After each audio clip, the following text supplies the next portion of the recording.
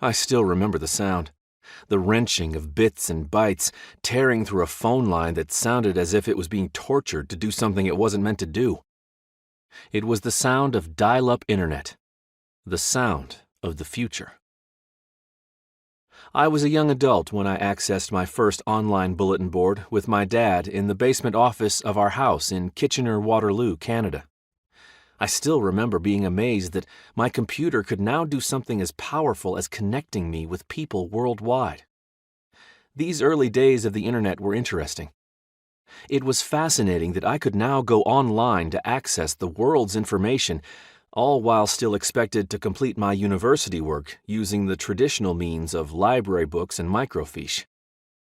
This feeling of living in the future while still footed in the present, where the new world and the old world intermix, would be a common occurrence in my life.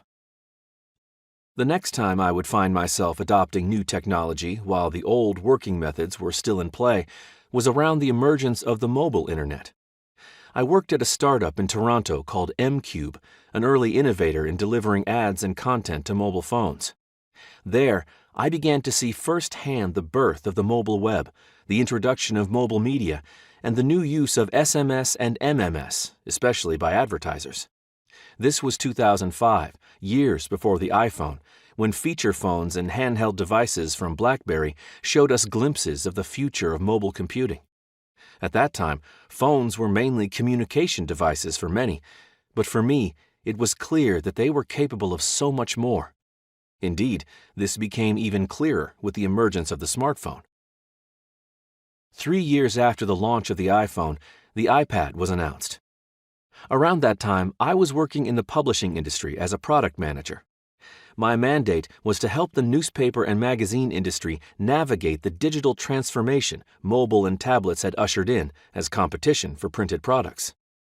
I found myself again in familiar territory, where the old and new worlds meet.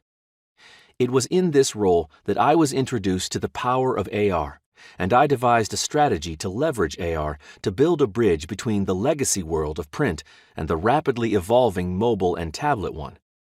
While the technology was there, the requirements for AR, often needing a computer webcam, downloaded software, and huge AR markers, made it extremely challenging to sell to brands.